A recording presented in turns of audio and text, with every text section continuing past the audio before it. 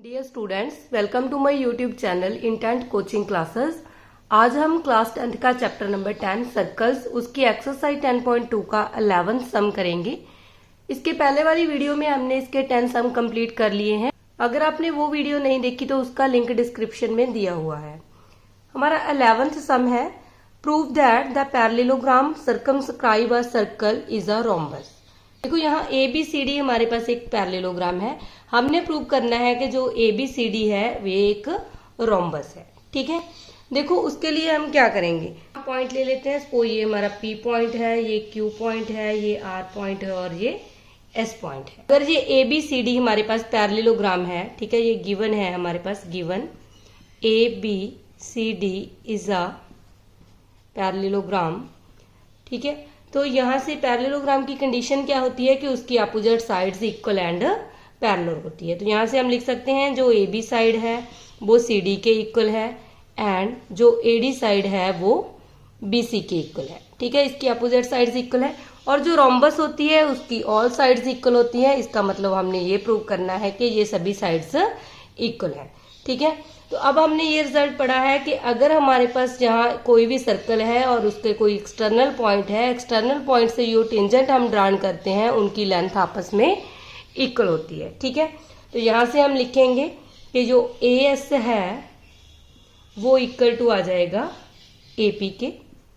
ठीक है, इसका मतलब अगर हमारे पास B एक्सटर्नल पॉइंट है तो यहाँ से जो BQ है और BP है ये भी आपस में इक्वल है। ठीक है, तो ये आपने उसके अकॉर्डिंग लेने हैं कि जैसे हमने, अगर हम AP में PB ऐड करेंगे तो ये पूरा AB बनेगा। इसका मतलब जो ये B अगर हमारा एक्सटर्नल पॉइंट है और जो ये हमारी लाइन बन रही है BP, ठीक है, इसको हम इस तरफ लिखेंगे क्योंकि इन दोनों को ऐड करके हमारी ये पूरी लाइन बनती है। तो इन बातों का आपने ध्यान रखना है कि ये पॉइंट आपने उसी के अकॉर्डिंग लिखने हैं। और यहाँ हमारे पास आ गया BQ। ठीक है, सेम अगर C हमारा जो है वो एक्सटर्नल पॉइंट है तो ये दोनों जो टेंजेंट है ये भी इक्वल है। अब हमें ये पता है कि जो BQ है उसमें हमने CQ को ऐड करना पड़ेगा। अब हम इसका मतलब जो CQ है उसको BQ के वाली साइड में लिखेंगे। ठीक है, और इस साइड आ जाएगा CR। और अगर D हमारा एक्सटर्नल पॉइंट है इसका मतलब DS एंड RD भी इक्वल है। ठीक है, अगर जिस साइड में AS है, AS में अगर हम SD ऐड करेंगे तो ये हमारा पूरा AD बनेगा। इसलिए जिस साइड AS लिखा है उसी साइड हम ये वाला लिखेंगे DS इज इक्वल टू इस साइड आ जाएगा DM। ठीक है, ठीक है, तो ये हमारा रिजल्ट थ्योरम नंबर 10.2 में हमने ये रिजल्ट पढ़ा है। ठीक है, अगर हम इसको क्वेश्चन नंबर 1, इसको 2, इसको 3 एंड इसको 4 मान लें, अगर हम इनको ऐड करें, एडिंग 1, 2, 3 एंड 4, देखो क्या बनेगा, AS plus BQ plus CQ plus DS। Same इनको भी ऐड कर लेंगे, AP plus BP plus CR plus DR। देखो अब ये क्या बनेगा, अगर हम AS में SD ऐड करते हैं तो ये पूरा AD बन जाएगा। सेम AS और AS में हम DS या SD बोल सकते हैं, इसको ऐड करेंगे तो इन दोनों का सम हमारे पास बन जाएगा AD। और अगर हम BQ में CQ ऐड करेंगे तो ये बन जाएगा पूरा BC। ठीक है, तो इसको हम BC लिख सकते हैं। सेम अगर हम AP में BP ऐड करते हैं तो ये बन जाता है पूरा AB। और अगर हम CR में DR ऐड करते हैं तो ये पूरा हो जाता है CD। ठीक है, तो यहाँ से हमारे पास ये रिजल्ट आ गया कि इन दोनों का सम और इन दोनों का सम आपस में इक्वल है। ठीक है, अब हमने प्रूव करना है, या तो ये साइड को हम इस साइड के इक्वल प्रूव कर दें, चाहे हम इस साइड को इस साइड के इक्वल प्रूव कर दें, क्योंकि अपोजिट साइड तो हमें पता ही है कि पैरेललोग्राम है उसकी इक्वल होती है। एडजेसेंट साइड हमने प्रूव करनी है इक्वल। तो यहाँ जो हमारे पास AB दिया है उसकी जगह पे हम CD फिल कर सकते हैं और जहाँ AD है उसकी जगह पे BC फिल कर सकते हैं। ठीक है, तो हम क्या करेंगे, जहाँ AD है उसकी जगह पे लिख देंगे BC और ये BC as it is. Same जो हमारे पास CD दिया है उसकी जगह पे भी हम AB लिख लेंगे। ठीक है, तो ये बन गया 2BC is equal to 2AB। 2 और 2 तो कैंसिल हो गया, यहाँ से हमारे पास बन गया BC is equal to AB। ठीक है, अब BC साइड को हमने AB साइड के इक्वल प्रूव कर दिया है। अब हमें ये पता है, ठीक है, कि जो AB साइड है वो इक्वल टू है CD के, इसका मतलब, और जो BC साइड है वो इक्वल टू है AD के। ठीक है, और जो BC साइड है वो AB के भी इक्वल है। इसका मतलब ये सभी साइड्स इक्वल होगी। अगर किसी भी पैरेललोग्राम की ऑल साइड्स इक्वल हैं तो हम उसको बोल सकते हैं कि ABCD इज अ रोम्बस। ठीक है, तो यही हमने प्रूव करना था। हमारा 11th सम कंप्लीट हो गया है। हमारा 12th सम है, a triangle ABC is drawn to circumscribe a circle of radius 4 cm such that segment BD and DC into which BC is divided by the point of contact D are of the length 8 cm and 6 cm. Find the side of AB and AC. देखो यहाँ हमारे पास ये given है कि ABC हमारे पास एक triangle है जो सर्कमस्क्राइब है सर्कल, ठीक है, जिसके अंदर एक सर्कल बना हुआ है और उसकी जो रेडियस गिवन है यहाँ से यहाँ तक की जो लेंथ है वो हमारे पास 4 सेंटीमीटर है। ठीक है, और हमने ये प्रूव करना है कि जो AC साइड है और AB साइड है इन दोनों की हमने लेंथ फाइंड आउट करनी है। और जहां हमारे पास CD की वैल्यू 6 सेंटीमीटर दी है और DB की लेंथ 8 सेंटीमीटर दी है। ठीक है, देखो सबसे पहले हम क्या करेंगे कि ये हमारा पॉइंट ऑफ कांटेक्ट है, इसको हम मान लेंगे Q और इस पॉइंट को मान लेते हैं P, और P एंड Q को हमने इस सेंटर के साथ ज्वाइन कर देते हैं। अब देखो हमें ये पता है कि ये सर्कल की रेडियस होगी और ये हमारी टेंजेंट है। ठीक है, जो रेडियस होती है वो टेंजेंट के परपेंडिकुलर होती है। ये रिजल्ट हमने 10.1 थ्योरम में पढ़ा हुआ है। अब 10.2 थ्योरम में हमने क्या पढ़ा था कि अगर हमारे पास ये कोई भी एक्सटर्नल पॉइंट है तो इससे जो टेंजेंट ड्रॉन होती है उनकी लेंथ इक्वल होती है। इसका मतलब अगर CD हमारे पास 6 सेंटीमीटर है तो CP की लेंथ भी 6 सेंटीमीटर होगी। सेम जो B हमारा एक्सटर्नल पॉइंट है तो यहाँ जितनी BD की लेंथ है 8 सेंटीमीटर तो BQ भी हमारे पास हो जाएगा 8 सेंटीमीटर। ठीक है, तो हमने पूरी AC की लेंथ फाइंड आउट करनी है। यहाँ हमारे पास PA एंड PQ की वैल्यू हमें नहीं पता। ठीक है, उसके लिए हमें ये पता है लेकिन कि अगर A हमारा एक्सटर्नल पॉइंट है तो AP एंड AQ की लेंथ भी आपस में इक्वल होगी। तो इसको हम लेट कर लेते हैं कि ये भी हमारा x है और ये भी हमारा x है। ठीक है, सबसे पहले हम लेट करेंगे, let PA is equal to x and हमें ये पता है कि ये इक्वल टू होता है AQ के। ठीक है, इसका मतलब इन दोनों की लेंथ x है और ये हमारे पास है PC is equal to 6 centimetre and QB is equal to 8 centimetre by 10.2 theorem. ठीक है, उसमें हमने ये रिजल्ट पढ़ा था कि ये वाली लेंथ और ये वाली लेंथ इक्वल है, ये दोनों आपस में इक्वल है। ठीक है, तो यहाँ से हम ये भी लिख सकते हैं ये इक्वल टू CD है और जो QB है वो इक्वल टू है BD। ठीक है, तो ये 10.2 थ्योरम में पढ़ा है। देखो साइड्स फाइंड आउट करने के लिए हम इस ट्रायंगल का एरिया फाइंड आउट करेंगे। तो एरिया फाइंड आउट करने का हमारे पास ह्यूरन्स फार्मूला है। उसमें हम क्या करते थे कि जो हमारी ये वाली साइड है ट्रायंगल की, सपोज इसको हम A मान लेते हैं, ये B साइड है और ये C साइड है। ठीक है, A साइड है उसकी वैल्यू आ जाएगी x प्लस 6। ठीक है, इन दोनों को ऐड करके पूरा ये AC बन गया और जो B साइड है उसमें हमारे पास बन जाएगा x प्लस 8 और जो C साइड है उसमें हमारे पास बन जाएगा 6 प्लस 8 मतलब 14। ठीक है, तो ह्यूरन्स फार्मूला से हम अगर ट्रायंगल का एरिया फाइंड आउट करते हैं तो सबसे पहले हम सेमी पैरामीटर फाइंड आउट करेंगे। सेमी पैरामीटर फाइंड आउट करने के लिए क्या होता है, सभी साइड्स को हम ऐड करते हैं और 2 से डिवाइड करते हैं। सेम यहाँ A साइड है हमारी x प्लस 6, B की वैल्यू है x प्लस 8 और C की वैल्यू है 14 अपॉन 2। ठीक है, इनको ऐड करेंगे, x प्लस x हो गया 2x और 6 प्लस 8 प्लस 14 इसको ऐड करेंगे तो यहाँ से हमारे पास बन जाएगा 28 अपॉन 2। तो यहाँ से 2 कॉमन आ जाएगा, x प्लस यहाँ लिख सकते हैं हम 14 अपॉन 2, ये दोनों कैंसिल हो गए। इसका मतलब जो s है उसकी वैल्यू आ गई x प्लस 14। ठीक है, तो अब हम एरिया का फार्मूला लगाएंगे। हमें पता है एरिया ऑफ ट्रायंगल का किसके इक्वल होता है, root s minus a s minus b s minus c। ठीक है, तो नेक्स्ट पेज पे करते हैं। तो अब हम एरिया फाइंड आउट करेंगे ट्रायंगल ABC का।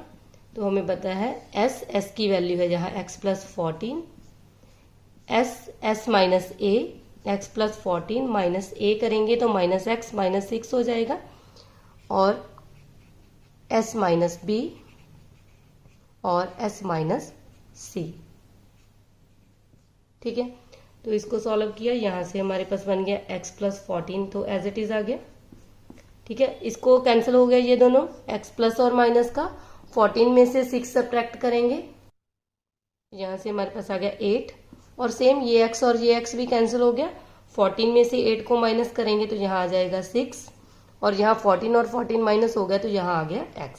ठीक है, एरिया है वो हमारे पास क्या आ जाएगा, x इंटू एक्स प्लस 14, 8 6 जा होते हैं 48, तो हम इस तरह इसको लिख सकते हैं। तो अगर हम ऐसा कर दें कि हम इस पॉइंट को ऐसे ज्वाइन कर दें, ठीक है, और O को C से ज्वाइन कर दें और O को B से ज्वाइन कर दें। अब देखो ये हमारे पास एक ट्रायंगल बन गई, ये वाली, ठीक है। तो यहाँ हमारे पास रेडियस की वैल्यू गिवन है, ठीक है, ये हमारे पास है 4 सेंटीमीटर। तो अगर हम देखें कि अब हम इस ट्रायंगल का एरिया फाइंड आउट करें, ये ऐसे भी फाइंड आउट कर सकते हैं, एरिया ऑफ ट्रायंगल ABC।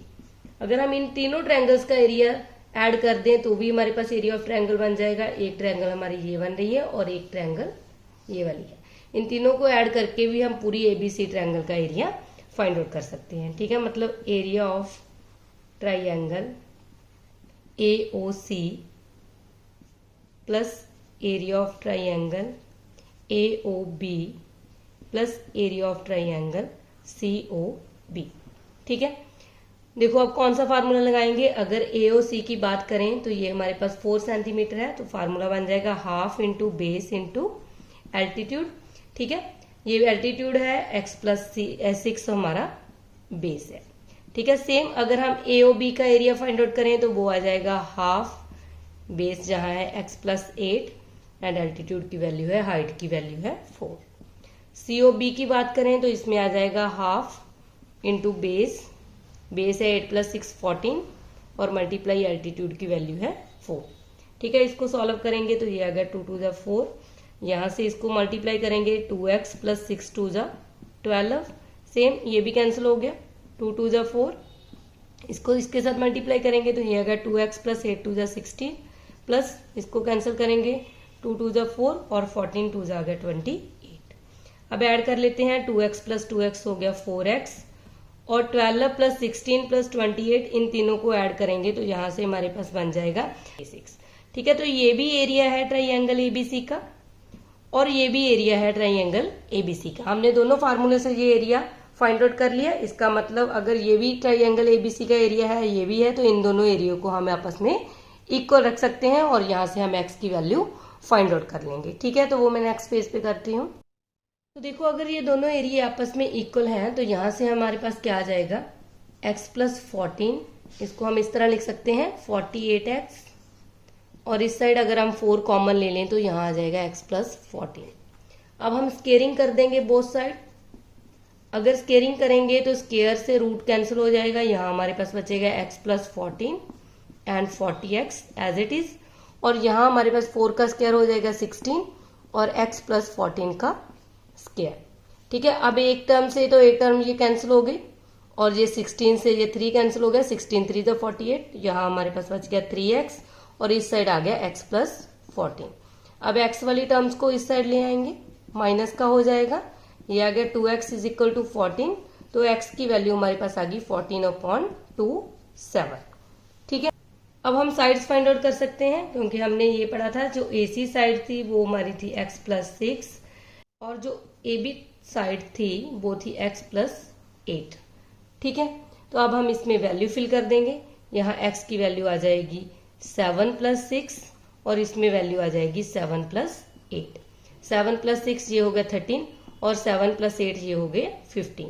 इसका मतलब ये हमारी साइड आ गई 13 एंड 15, यही हमने प्रूव करना था। ठीक है, तो हमारा 12th सम कंप्लीट हो गया है। हमारा 13th सम है, prove that the opposite sides of a quadrilateral circumscribing a circle subtend supplementary angle at the center of the circle। देखो इस सम में हमारे पास क्वाड्रिलेटर है A, B, C and D। ठीक है, तो ये सर्कल सर्कमस्क्राइब है, इसका मतलब ये इस क्वाड्रिलेटर के पॉइंट्स को टच कर रहा है। इसको ये हमारा P पॉइंट है, ये Q है और ये R है, ये S है। ठीक है, तो अब हमने ये प्रूव करना है कि जो हमारी अपोजिट साइड है, ठीक है, वो सेंटर के साथ जो एंगल बना रही है वो सप्लीमेंट्री है। ठीक है, सपोज ये सर्कल का सेंटर है, मतलब ये वाली साइड और ये वाली साइड सेम, ये वाली साइड और ये वाली साइड, ये दोनों एंगल्स का सम क्या है, सप्लीमेंट्री, मतलब 180। सेम यहाँ भी एक ट्रायंगल बन रही है ये वाली, इस एंगल का और इस एंगल का सम भी 180 है। ठीक है, तो अब हमने क्या किया, हमें पता है कि अगर हम रेडियस ड्रा कर दें तो वो टेंजेंट के परपेंडिकुलर होती है। सेम यहाँ भी एक लाइन ड्रा कर देते हैं और यहाँ भी और सेम यहाँ। ठीक है, अब हमने ये प्रूव करना है कि अगर हमारे पास ये दोनों एंगल्स हैं, इन दोनों एंगल्स को अगर हम ऐड कर दें, ये वाला और ये वाला, और इन दोनों एंगल्स को ऐड कर दें तो इन सभी का सम हमारे पास 180 हो जाएगा। ठीक है, तो हम इनको नाम लिख देते हैं। ये हमारा 1 एंगल है, ये 2 है, ये 3 है, ये 4 है, ये 5 है, ये 6 है, ये 7 है और ये 8 है। ठीक है, तो हमने क्या प्रूव करना है, सबसे पहले to prove angle 1 plus angle 8 plus angle 4 plus angle 5, इन दोनों एंगल्स को ऐड करें और इन दोनों एंगल्स को ऐड करें तो ये पूरा एंगल बन रहा है। इनका जो सम है वो 180 है। ठीक है, चाहे तो हम इसको प्रूव कर दें, चाहे हम ये वाले एंगल्स और ये वाले एंगल्स का सम प्रूव कर दें। ठीक है, मतलब angle 2 plus angle 3 plus angle 7 plus angle 6 is equal to 180। देखो, इसको प्रूव करने के लिए क्या करेंगे, अगर हम ये वाली ट्रायंगल और ये वाली ट्रायंगल, इन दोनों ट्रायंगल्स को कॉन्ग्रुएंट प्रूव कर दें in a triangle OPA and triangle OAQ। ठीक है, तो इसमें क्या है, OA दोनों में कॉमन है, OA is equal to OA common, और ये OP एंड OQ रेडियस है, इसका मतलब ये भी इक्वल आएगी, OP is equal to OQ radius of a circle. और ये हमें पता है सर्कल का एक्सटर्नल पॉइंट है और इससे जो टेंजेंट है वो भी इक्वल है, तो AQ is equal to AP। ये हमारे पास है थ्योरम नंबर 10.2। ठीक है, तो हम यहाँ से लिख सकते हैं बाय SSS रूल जो ट्रायंगल है OPA वो कॉन्ग्रुएंट आ गई ट्रायंगल OAQ। अगर ये दोनों ट्रायंगल्स कॉन्ग्रुएंट है तो यहाँ से हम लिख सकते हैं angle 7 is equal to angle 8 by CPCT। ठीक है, सिमिलरली हम सब दूसरी ट्रायंगल्स को भी प्रूव कर सकते हैं। अगर हम ये वाली ये और इस ट्रायंगल, अगर हम ये वाली और ये वाली ट्रायंगल ले लें, इनको कॉन्ग्रुएंट प्रूव कर दें तो इसका मतलब यहाँ से हमारा 5 एंगल है वो 6 के इक्वल आ जाएगा। सेम अगर इन दोनों ट्रायंगल्स की बात करें तो यहाँ से 4 एंगल 3 के इक्वल आ जाएगा, और इन दोनों ट्रायंगल्स को कॉन्ग्रुएंट प्रूव करें तो यहाँ से 1 एंगल है वो 2 के इक्वल आ जाएगा। ठीक है, सेम एज पार्ट 1, जैसे हमने ये पार्ट 1 प्रूव किया है। ठीक है, सेम हम इनको प्रूव कर सकते हैं। देखो, अगर हम इन सभी एंगल्स को ऐड करें तो हमें पता है कि पूरा एंगल जो है वो 360 डिग्री का बनता है। देखो, यहाँ से हम लिख सकते हैं, अगर हम देखें angle 1 plus angle 2 plus angle 3 plus angle 4 plus angle 5 plus 6 plus 7 और प्लस 8, सभी एंगल्स को ऐड करेंगे तो जो हमारा जो सम है वो 360 के इक्वल बनेगा। ठीक है, अब हमें देखो, अगर हम ये प्रूव करते हैं तो हमें ये पता है अगर हमारा 1 एंड 2 एंगल इक्वल है तो हम 2 की जगह पे भी 1 फिल कर देंगे क्योंकि हमने 1 चाहिए। ठीक है, और हमें ये पता है कि जो 3 है वो 4 के इक्वल है, इसका मतलब यहाँ हमारे पास 3 है, वहां हम 4 लिख सकते हैं। सेम जो 5 एंगल है वो 6 के इक्वल है। ठीक है, तो हम 6 की जगह पे 5 फिल कर देंगे, और जो 7 एंगल है वो 8 के इक्वल है, तो इसका मतलब जहां हमारे पास 7 है वहां हम 8 फिल कर सकते हैं। तो ये हमारे पास बन गया 2 angle 1 plus 2 angle 4 plus 2 angle 5 plus 2 angle 8 is equal to 360। तो यहाँ से 2 कॉमन ले लेंगे तो angle 1 plus angle 4 plus angle 5 plus angle 8 is equal to 360। ठीक है, तो यहाँ से ये 2 इस साइड चला जाएगा, ये कैंसिल होके आ जाएगा 180। तो यही हमने प्रूव करना था कि angle 1 plus angle 4 plus angle 5 plus angle 8 is equal to 180। ठीक है, तो यही हमने शो करना था। हमारा 13 सम कंप्लीट हो गया है, और इसके साथ ही हमारी जो एक्सरसाइज है 10.2 वो कंप्लीट हो गई है। आज के लिए हम इतना ही करेंगे। अगर आपको मेरी वीडियो पसंद आई है तो लाइक करना और अपने फ्रेंड्स के साथ शेयर भी करना। अगर आप मेरे चैनल पे नए आए हो तो चैनल को सब्सक्राइब करना मत भूलना।